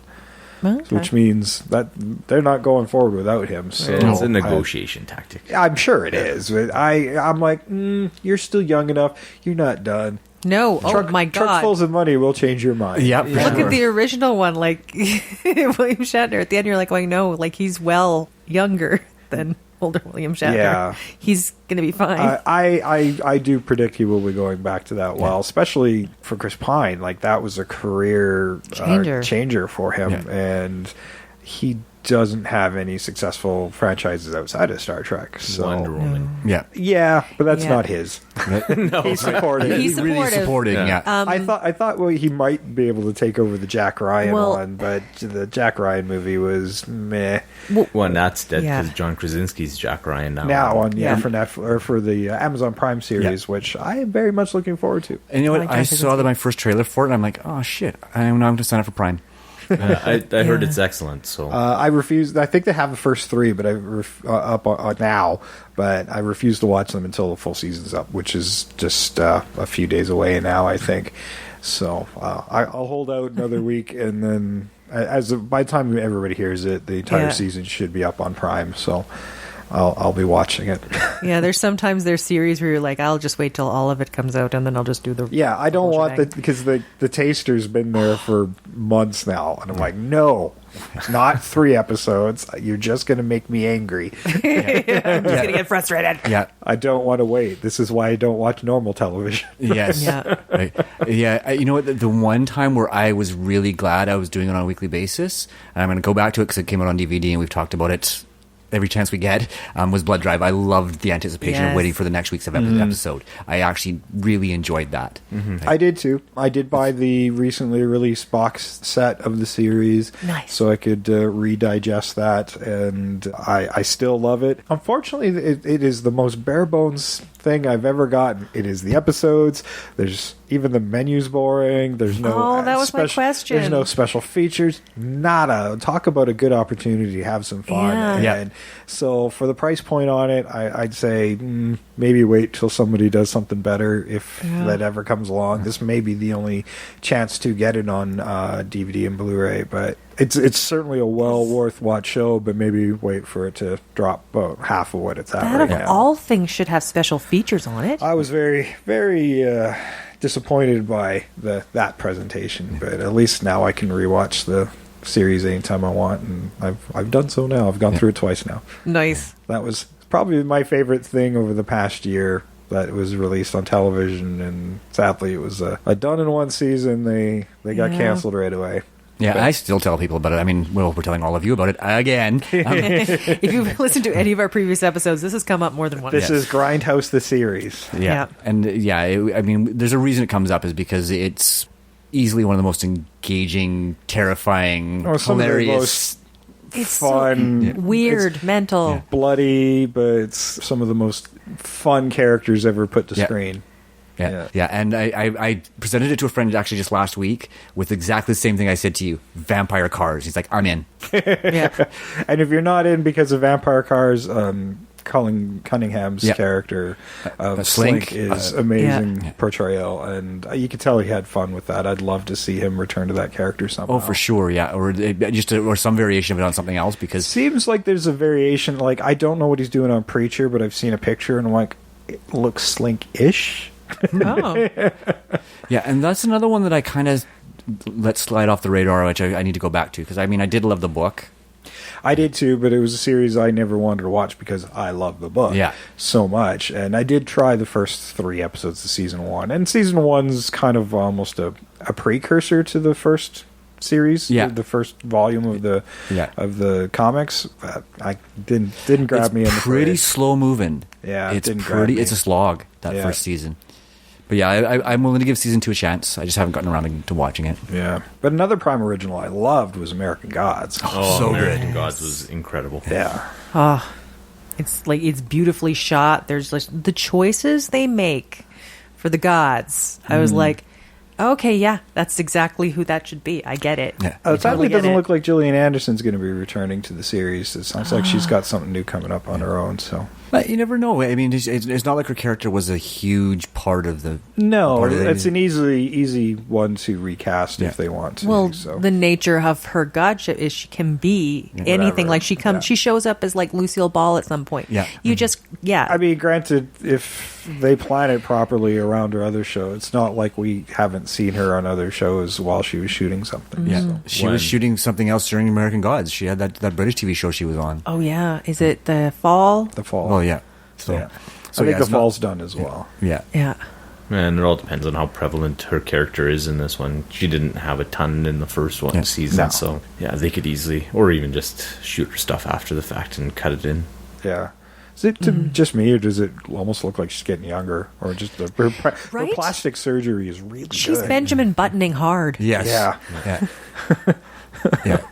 That's Maybe true. she is an American God, and we just don't know it yet. How is it you And look the like casting you're is younger ironic, than when you were on X-Files? right? Yeah, that's some actors just manage to do that somehow. Like, she just looks extraordinary. I'm like, hey, teach me your ways. I don't know. Yes. Yeah. Nicole Kidman as well. She's another one that Yeah. hasn't aged. Yeah. Sandra Bullock still looks good. So does Kate Blanchett. In Yeah. Ocean's 8, I was looking at them going like, I feel how like old are Kate you now? Blanchett is getting younger too. Right? Between Thor and Ocean's 8, and I'm like, good God. I don't know what's happening. It's really bonkers. I've always liked Kate Blanchett, but I was never like, I like you. She's I'm like, oh, the sexy side of you is starting to pop out. You know, I've seen other like smaller movies she's done. It always has been there. You just need to know where to look. Yeah, Kate Blanchett's pretty awesome. Suspiria. Is anybody excited about that at all? Has anybody seen the trailers for it yet? I've seen the trailer, yeah. I can't say I'm excited for it, but I Again, don't. it's another one of those things that we're going to have to wait on. So yeah, Yeah. we'll definitely cover for the show. But you know, I haven't seen the original either, so it's Oh. hard to get excited I- about something that you've got no basis for no comparison. basis. And you know, Yeah. you tell me it's a horror movie around ballet, and you're gonna get a big ass yawn out of me. See, and that's the thing. Like, I've seen the original, and I don't hold it as in high regard as everybody else does. I don't get it. To me, it was a dull slog, and I didn't enjoy it. I watched that for 31 Days of Horror. I think it was last year, or the year before. I can't remember. Just Italian giallo. I like the strange shots and the colors, And that's why it's so palettes well that they revered. use, and those It's pretty to look at, but you have to wait a long time. that to Italian get into giallo it. style is something I kind of appreciate. That's why I mentioned it last week when we covered the Man Who Fell to Earth. I'm like, this could easily be a giallo movie. But yeah, Absolutely. I think it's the look and it's the music. That soundtrack by Goblin is outstanding. I mean, I think that's been part of why it's so popular, because it's really almost like a great big music video for this soundtrack, because the music in it is so prevalent. Yeah. I mean, the horror fans definitely hold it in high regard, so I think it's going to be people put will go and under see a it. pretty strong microscope. It is, and Yeah. I mean, it's by the same director who did Call Me by Your Name, so Oh, that's not. that's not a good sign. Yeah, I know. Go back to our Oscar special and find out what Jay thinks. Yes. Well, I mean, it was well shot and well Oh, it's acted. I good will to give look him that. at. Hated the fucking movie. There's a lot of dull moments and a lot of stuff I had a problem with. thinking about the subject matter, I'm like, he might be the right guy. Yeah. We'll see. I mean, see, as yeah. a director goes, I'm like, he knows what he's looking at, and certainly knows how to paint the canvas well. So. Yeah, it's just telling the story effectively, so you're not losing your audience. Yeah. Which is what happened with Call Me by Your Name. I Yeah. enjoyed the movie for what it was, but I didn't think it was Academy Award movie for me. But not for me. It wasn't that good. Yeah, I think the performances were worthy. I don't think it was worthy of the Best Picture nomination that it got. Exactly. Yeah, because I mean, like, sometimes when you watch a movie and they're like, it just seems like they should just be staring down the barrel of the lens. We're like going for an Academy Award. Do you think we're Academy Award worthy? Look, it's an Academy Award movie. Let's Give us an talk about Academy this for a Award. second. Now that we've brought up the new category. The best is- Disney yeah. movie category? Yes, the what I call the Disney category. I mean, when you think about new categories that need to be at the Oscars, what are the first ones that come to your mind? Stunt work? Yeah. That would be one. That would be probably my first one. My second one would be best mocap performance. Yes, we talked about that Yes. last. Yeah. And we've talked about that before. So what did they add? Best popular movie.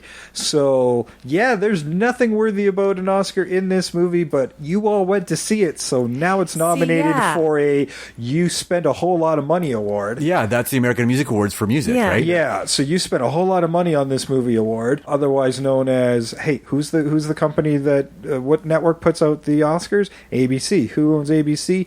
Disney. Who put out the most blockbusters in a year? Disney. Let's give ourselves an award. Black Panther. Let's see, Infinity War. What's bonkers is the worst part is like I'm kind of looking at the list of these movies. I'm like going, in many respects, there's some of these movies that could just go in as a regular Best Picture. They're good movies.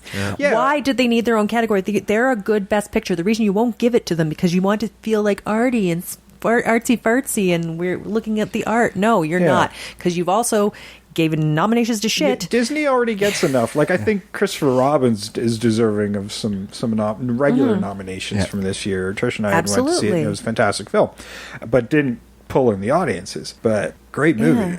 You know, Black Panther, like, those guys always get like effects awards and things like that. Yeah. But I mean, like, but they've never won them, which is funny too. It's still a very watchable movie. Like, I don't know. I think if I was to put Call Me by Your Name and Black Panther, I'm like, which one do you nominate for best film? Black Panther. I don't want Call Me by Your Name. Screw that. It's still it's alternate, like, narratively, it's still the better film as well. Yeah, I mean, the Oscars to a certain extent are for film nerds. Well, there's so much politics and nonsense going on behind the scenes. Like, they haven't had a lot of integrity for me for decades. This particular award just highlights the fact that there's not a lot of integrity left. Like, the two categories that need to happen, because there are some, especially with mocap actors, who are constantly getting passed over because is it animation, is it acting? It's both. You know what they need? It needs its own category as it's become a normal thing to do.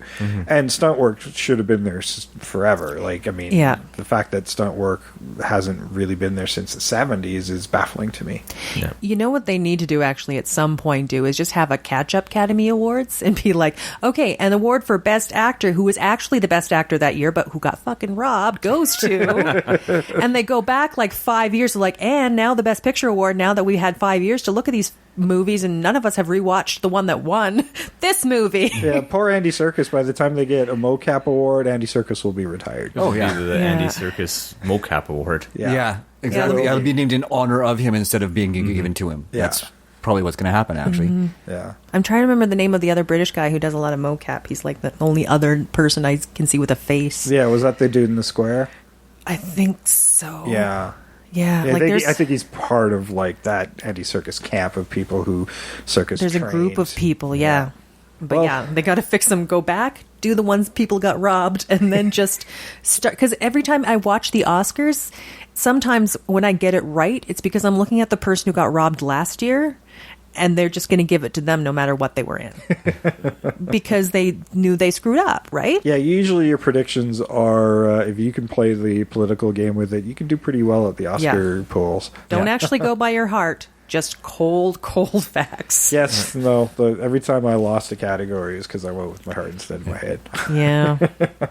I went too much with my heart this year, so now I've killed it, and I'm dead inside. I'm ready to go next year. Yeah, she's going to be tough. If we go next year. Yeah, they're also moving it a wee bit earlier, too. A wee bit earlier, like in the evening, because they should. No. Well, that's the other part of it, too, is that they're stripping down a ton of awards to make it a bit brisker a runtime. They're sticking to a 3-hour format. I do believe they're going to pre-record it and then edit it down to a 3-hour runtime. And a bunch of the technical awards will be available online to watch if you want to watch them. Yeah. Maybe next year, or this coming year, I should say. Maybe we should do what Trish said. Wait till after the Oscars and then do our own what should have happened Oscars. That would be a lot more fun than what we've been doing. We've done that a couple times already. Yeah, well, we'll talk about it. We'll talk about it because, especially if they're going to make it a little tougher on us to see some of these other categories and whatnot. Yeah. So it might be better to go on the back end. You know what, audience? Let us know if you want us to comment on do our regular predictions like we have in the previous years, or if you want us to kind of come in after the show and do our kind of cleanup on it. Let us know. You can do that at Invasion Remake on Twitter, Invasion the Remake on Facebook and Instagram, and invasiontheremake@gmail.com. Let us know what you want us to do there. It's still a long way away, so we got some time, but the more input we have, the more we can plan on it. Ultimately, what I think also should happen, and this is another bit that bothers me, is like I'm watching the award for best live action short and best animated short. All these shorts that I can't see. I don't know who's seen them. Like, it's weird that I'm watching a category for which I have no access. Doesn't that drive you nuts? A little bit, but I mean, they're kind of geared towards festival goers because that's where you see them. True, but I mean, that's maybe, I don't know, 0.2% of your audience that you're aiming that at. Oh, for sure. You could almost make the same argument about their Best Picture nominees. True, but the best pictures are generally wide release, and I can watch them. That is I can't not watch true the at shorts. all. Generally, You think of last year's, and just I can think of probably the last 5. I mean, usually you'll get 1 or 2 that get a big release, but when you're competing with Lord of the Rings and Harry Potter and stuff, they're not getting those kind of releases. they're not. I'm not talking huge release. I'm talking that I can actually go to a theater. Yeah, and they're see them. available. Yes, Like that's why I'm saying, like, the other ones aren't available, but the best pictures have generally been available to me to go see. And most of those shorts you can see like on Vimeo or something. I was trying last year, couldn't find any. Yeah, and I mean it's hit or miss with the shorts and the short documentaries, but yeah, usually you can find a few. Most of the docs you can find on Netflix. Netflix, the full length docs I can usually find. It's the shorts I can't. They've find had anywhere. some of the shorts on there too. Yeah, they did last year. Yeah, there were 2 or 3 were on there last year. Got to watch were on there. Yeah. Yeah, rather than going by just the title. That's how we But that always seems did to it. be where the documentaries are starting to land now. They're not getting a lot of theatrical releases anymore. Yeah. They're getting festival releases and then picked up by a broadcaster like Netflix or Hulu or Amazon. Well, that's sort of like some of these other kind of smaller indie films. That's how they get picked up. They do festival circuits and then they get. Well, let's face distribution. it. It's the going to the movies now is almost a boutique experience. Like it is a get the family together, and that is very visible by the gimmicks they're trying to use to get you to go to the movies and spend more money, and they charge you more for it too. So, okay, well, here we'll put in 3D. We'll give you the luxury seating now with the padded chairs and the leg rests. So, You can have a beer at the theater. You can have a beer at the theater. Hey, wait, maybe we can make your chair vibrate to the booms. How about some mist thrown in your face when the shark comes along? Like, come on, it's the world of William Castle all over again to try to get you go to the movies. Well, the movie going or movie watching experience is changing, and every year we get more and more streaming services who are competing for content, and that competition is causing them to obtain better and better movies and better product. Like, you look at something like Annihilation, Netflix picked it up. It only got theatrically released here, but almost was day and date on all their streaming platforms in different parts of the world, right? So that's a massive change. Or even going back to Andy Serkis, his Mowgli movie, which was going to be closer to the source material and darker, and it looks like they pumped a ton of money into it. Warner Brothers sold it to Netflix, and it's being released by Netflix with a very limited theatrical distribution. Yeah, I think to get awards, they still have to get some sort of theatrical. It has to be on certain screens. And that's, I mean, usually festival will be enough, right?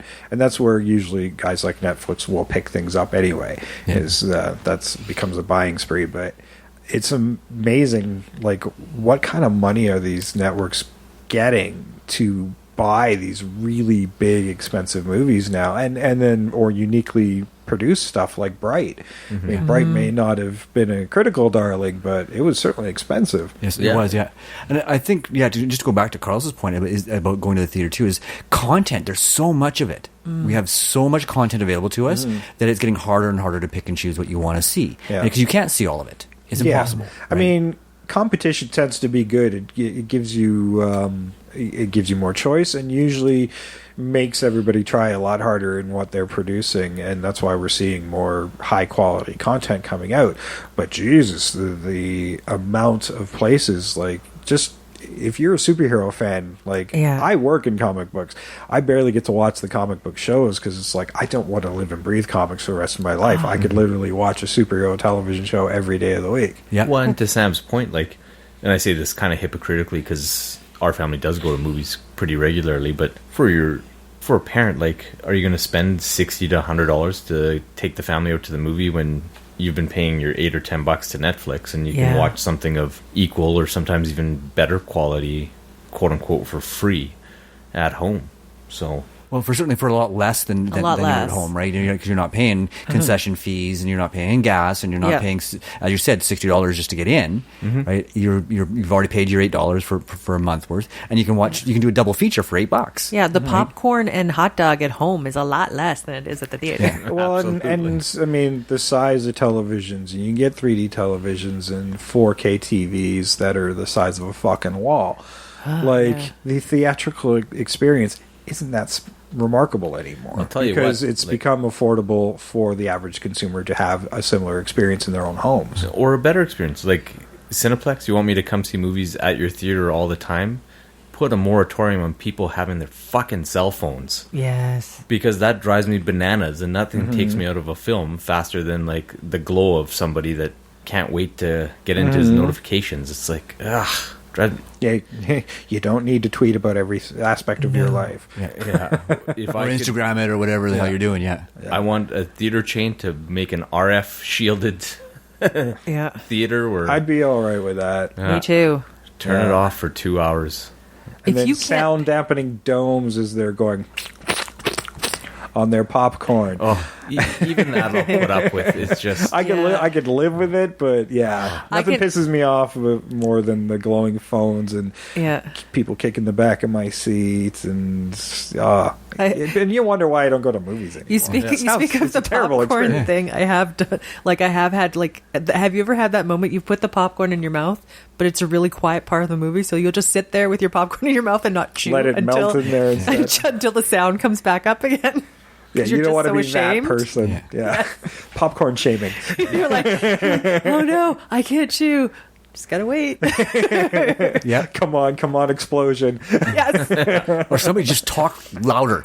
yes. I've chosen very badly for my timing. For God's sakes, the one time Ryan Reynolds isn't talking.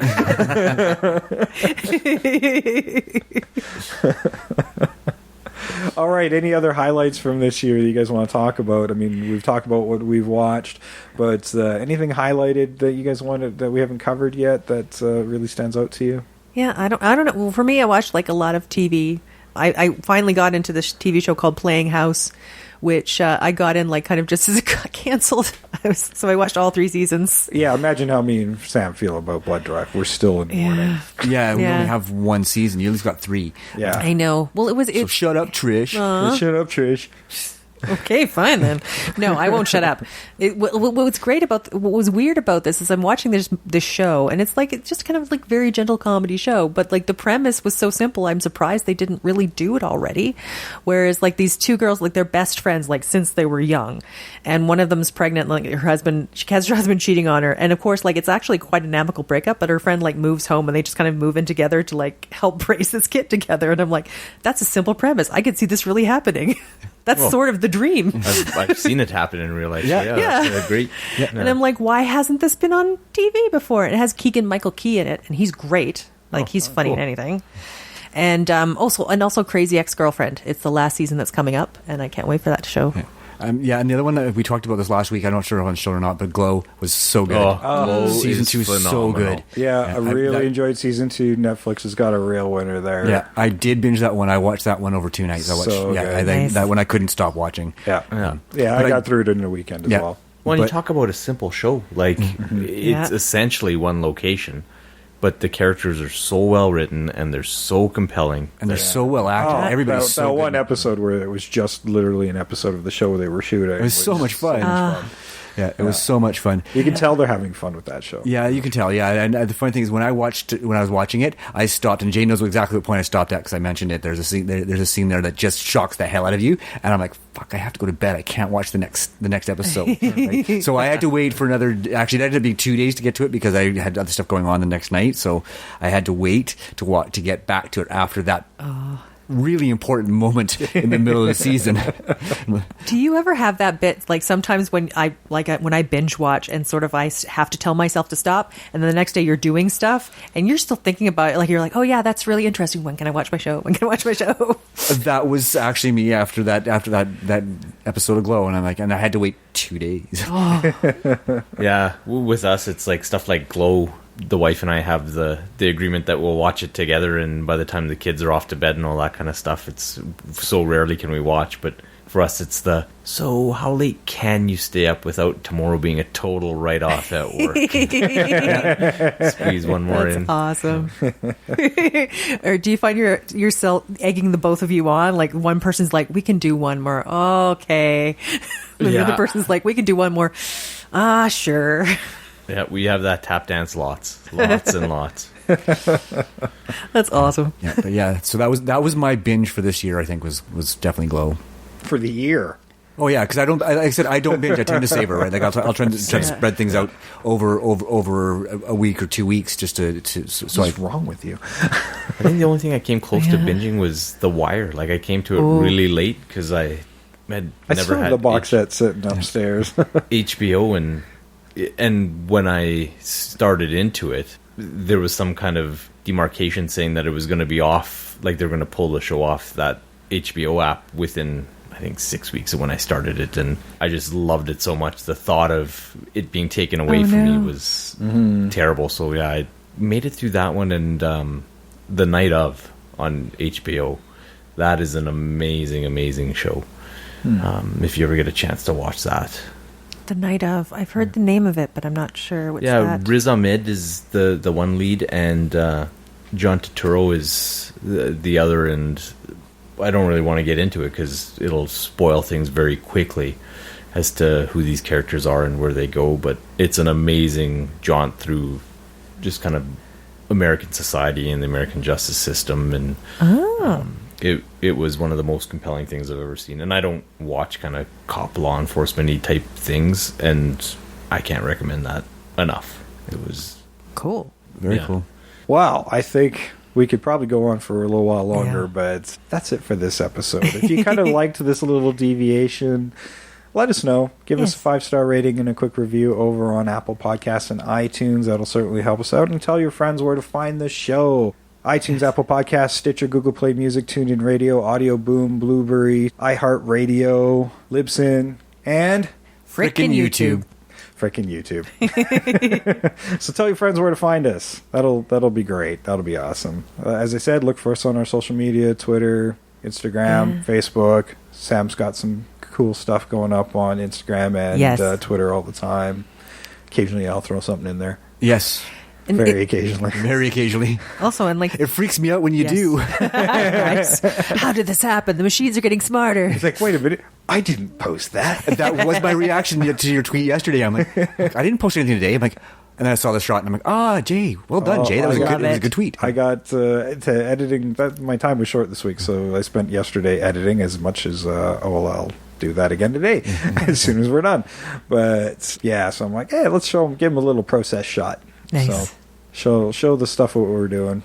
Behind the scenes. Yes, behind the scenes when things just look like lines going up and down. It's amazing it turns into this. It is pretty does. amazing. Yeah, thanks for joining us, Carlos. Yes, Well, my thanks for pleasure. coming by again. Yeah. Yeah. Well, we knew if anybody had seen some movies this year, it'd been you. So. Yeah, it does it's kind of our go-to for something that we can force family time together. It's like, well, you can't be on your phone or your iPad or whatever, so we'll have this communal experience. But Right. yeah, anytime, I'm more than happy appreciate to it. join. Cool. Appreciate it.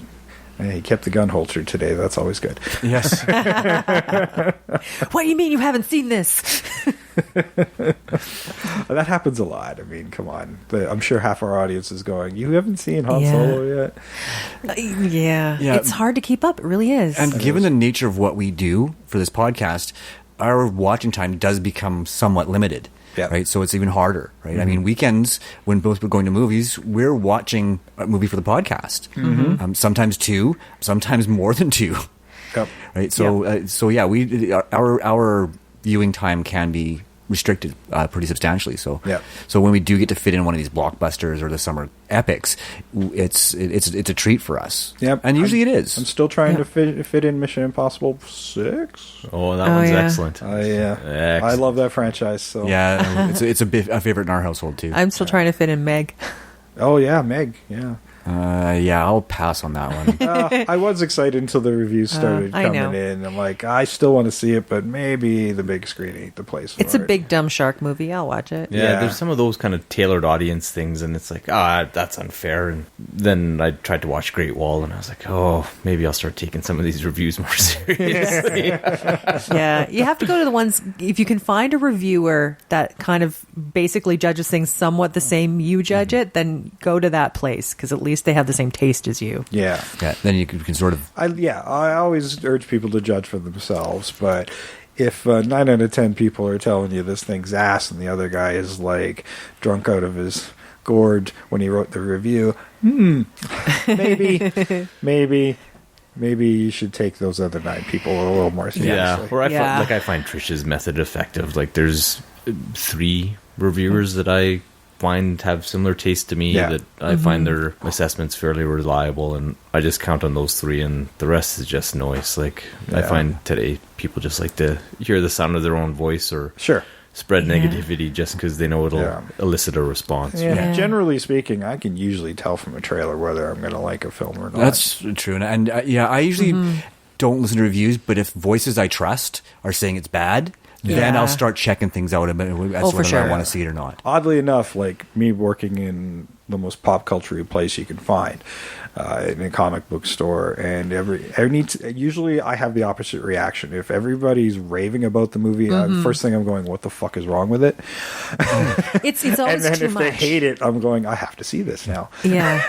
Just to find out why they hate it. And usually I'm going to enjoy it because it's lowered my expectations. But generally I find my particular audience, it's like, your tastes are suspect. Yeah. Right? Yeah.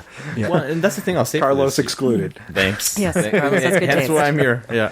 No, and I'll say that for 2018, like all the times we've gone to the movies and whatnot, there hasn't been anything where I've left truly disappointed or felt like I wasted my money completely by going to a film. There's a few that didn't resonate with me, like Ant-Man and the Wasp was kind of, seen it. It's by the numbers, but nothing that I was angry that I spent money on. So in that regard, I guess that's a testament to everybody kind of... I'd say that's a producing pretty good successful content. year, because God knows I can't say that about a lot of years. Yeah. Yeah, and especially with the amount of the years that had this kind of amount of content coming out, where you had sequels and big franchise movies and remakes, and with majority they being pretty good.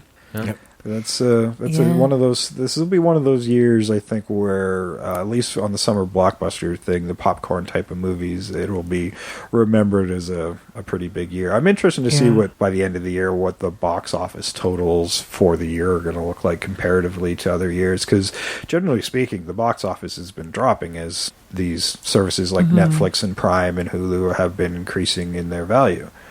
So with big blockbuster movies like Black Panther, especially the Marvel movies, having legs that nobody thought was going to happen, where they're basically running theatrically until the next one opens. Yeah. Yeah. Or almost right until they come out on DVD sometimes.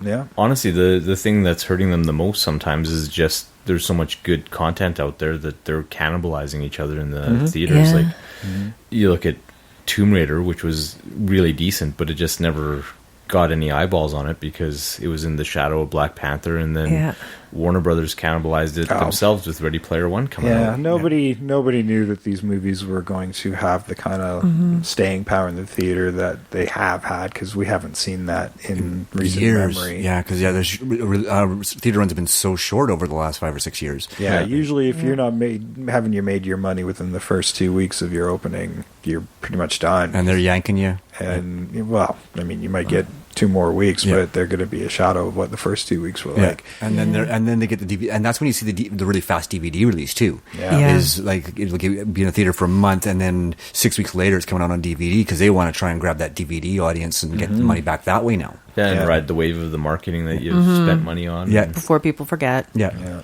It's just there's so much noise. Like, you get into the theater and like, oh, there's that one and that one and that one and that, like these big blockbusters. Like, it'd be interesting to watch, like, it charted over this one that had a really strong opening, then the next big one that came out, how much of a drop off there could be. Yeah. Well, we'll keep you posted on what that looks like. All right, you know what? Next week we're going to get back to our regular scheduled nonsense. Yes. But it's going to be fun nonsense, so make sure you check us out. Yay. We're going to be coming out swinging next week, make up for the fact that we didn't do it this week. Yeah. Yay. And we don't even know yet, so Jay does, but I do. we don't. And This is our anticipation voices. we're only 4 short weeks away before we get into our big October horror month. We're going to be talking about horror movies all month long, and there's 5 Tuesdays, so it means it's going to be 5 episodes that we're going to be covering all horror movies. And on top of that, we're going to be watching 31 movies over 31 days, all horror movies that we've never seen before. And that'll culminate in our 31 Days of Horror special that will drop in November. Past, they've been 2-parters, so it'll probably be 2 weeks in a row in November for that. So you can get a lot of horror over the next little while. Yeah. And that's fun because I'm already thinking about Yeah. it. So if we've seen like if we cover like movies that we've all kind of seen for like our regular episodes, it's almost 40 movies we're going to get through Yeah. in 1 month. Yeah. So check that out. And if you want to join us for the 31 Days of Horror Challenge, please do post it Yes. on your Twitter feed and share your list with us. Hashtag all the horror, hashtag 31 Days of Horror. Send us your full lists when you're done as well. We'll read a handful of them on the air in those episodes. And then there could be creepy sync-ups that happen, which we Yeah. found out. And don't forget, you can see me and Trish at the Red and White Yes. Club on September 9th, which I think when this drops will be this weekend. So, Yeah, it will be, yeah. So we look forward to seeing you at the Red and White Club here in Calgary at McMahon Stadium. Yes. All right, I've been Jason. I'm always Sam. I continue to be Trish. And I'm Carlos from time to time. We are out of here.